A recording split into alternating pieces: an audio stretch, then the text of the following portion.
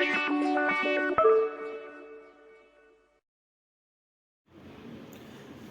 Morning friends, आज आपका फिर से स्वागत है आपके अपने यूट्यूब चैनल white.board123 में। आज का टॉपिक है हमारा एल्जेब्रिक एक्सप्रेशन। तो एल्जेब्रिक एक्सप्रेशन में हम सीखेंगे कि कौन कौन से टाइप की टर्म्स होते हैं, पॉलिनोमियल्स के कितने टाइप्स होते हैं, डिग्री ऑफ पॉलिनोमियल्स क्या है, और उसके बाद उसके अलग अलग जो भी एल्जेब्रिक एक्सप्रेशंस है उसको डिटेल में हम स्टडी करेंगे। उसके जो ऑपरेशंस है उसको भी हम डिटेल में स्टडी करेंगे। तो आइए सबसे पहले स्टार्ट करते हैं पॉलिनोमियल। जैसे यहाँ पे दोस्तों मैं एक पॉलिनोमियल लिख रहा हूँ, तो इसके बेस पे अपने को क्या आइडिया आएगा कि जैसे आपको एक कोई एक्सप्रेशन, एल्जेब्रिक एक्सप्रेशन दिया है, जैसे कि दिया है 5x² प्लस 2x प्लस 3, ऐसा कोई आपको नंबर दिया हुआ। तो दोस्तों यहाँ पे आपको एक चीज़ याद रखनी है। देखो, मैं आपको थियरी बेस्ड सीखना है हमें, लेकिन मैं थियरी आपको एग्जाम्पल के साथ बताना चाहता हूँ। इससे क्या होगा कि आपका जो कॉन्सेप्ट है वो एकदम क्लियर हो जाएगा और आपको याद रखने में भी एकदम आसानी रहेगी। तो दोस्तों यहाँ पे अपने को एक पॉलिनोमियल या एल्जेब्रिक एक्सप्रेशन दिया हुआ है, तो इसके बेस पे हम जानेंगे कि ये जो इंडिविजुअल दिया हुआ है, जैसे कि ये नंबर है पूरा, ये नंबर है, ये नंबर है, तो ये तीनों इंडिविजुअली, अगर मैं सिंगल की बात करूँ तो ये टर्म है मेरी, क्या है, टर्म।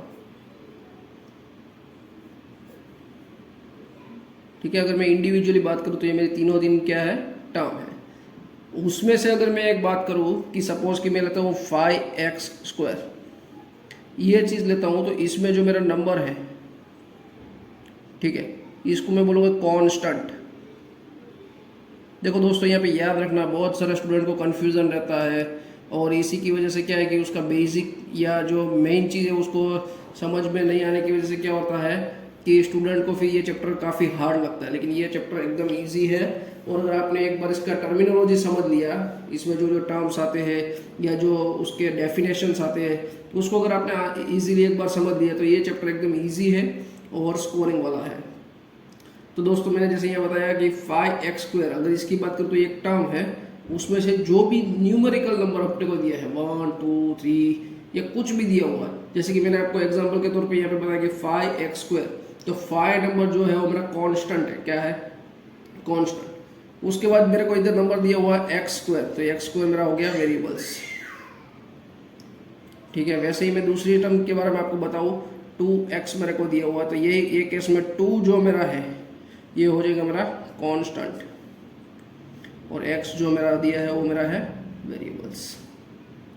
अभी देखो लास्ट वाली जो टर्म दी हुई है, ठीक है, 3, तो इसमें दोस्तों याद रखना इधर मेरे को कोई अल्फ़ाबेट दिया हुआ नहीं है, तो ये मेरा खाली ओनली कांस्टेंट टर्म रहेगा, क्या है, कांस्टेंट टर्म। दोस्तों यहाँ पे याद रखना कि हर एक टर्म में कांस्टेंट और वेरिएबल होना ज़रूरी नहीं है, ठीक है। तो कई बार यहाँ पे आपको एग्जाम में पूछे भी जाता है कि आइडेंटिफाई कांस्टेंट या आइडेंटिफाई वेरिएबल्स, तो आपको कोई टर्म दिया होगा उसमें से हम उसको आइडेंटिफाई कर सकते हैं। ठीक है दोस्तों, इसके आगे अगर हम बात करें तो इसमें अलग अलग टाइप की पॉलिनोमियल्स आती है एल्जेब्रिक एक्सप्रेशन में। तो जैसे अगर कोई एक नंबर दिया हुआ है या कोई एक टर्म दी हुई है, जैसे कि मैं आपको एक एग्जाम्पल के थ्रू ही बताता हूँ तो आपको ज़्यादा अच्छा समझ में आएगा। जैसे कि मुझे कोई एक नंबर दिया हुआ है, टाइप्स ऑफ पॉलिनोमियल, ठीक है। उसमें सबसे पहले अगर मुझको दिया हुआ है कि अगर सिंगल टर्म, जैसे ऐसा 5x दिया हुआ है, या ऐसा दिया हुआ है 6y² या 3xyz, या ऐसा कुछ भी, मतलब एक सिंगल नंबर मेरे को दिया हुआ है, ठीक है। तो अगर एक ही नंबर दिया हुआ है तो ये सभी को बोलते हैं मोनोमियल। क्या बोलते हैं, मोनोमियल। याद रखना दोस्तों, 1 मार्क्स में ऐसे टाइप के MCQ क्वेश्चन निकलते हैं, तो ये आपको काफ़ी ज़्यादा हेल्पफुल रहेगा। सेकंड, अगर आपको कोई एल्जेब्रिक एक्सप्रेशन दिया है जिसमें आपको 2 नंबर दिए हैं, ठीक है, तो ये मेरा हो जाएगा बाइनोमियल। याद रखना, बाइनोमियल एक्सप्रेशन हो जाएगा।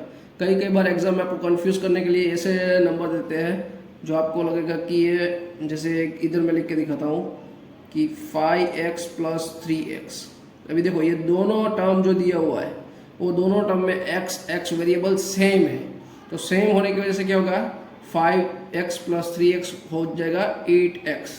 अभी देखो बहुत सारे स्टूडेंट क्या करेंगे, इधर दो टर्म दिखी इसको बोलेंगे बाइनोमियल, लेकिन ये आपका आंसर हो जाएगा इनकरेक्ट। इसका ट्रू आंसर आएगा मोनोमियल। क्यों? क्योंकि ये टर्म लाइक है।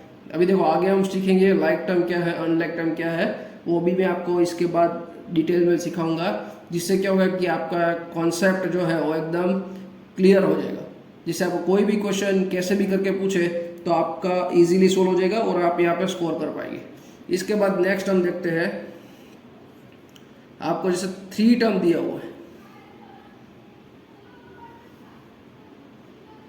अगर 3 टर्म दिया हुआ है तो इसको ट्राइनोमियल बोलते हैं। ठीक है दोस्तों, याद रखना ट्राइनोमियल। अगर समझ लो इससे ज़्यादा अगर कोई टर्म आपको ऐसे दी है जिसमें 4 टर्म दिया है, 5 टर्म दिया है, तो ऐसे नंबर्स को हम बोलेंगे पॉलिनोमियल।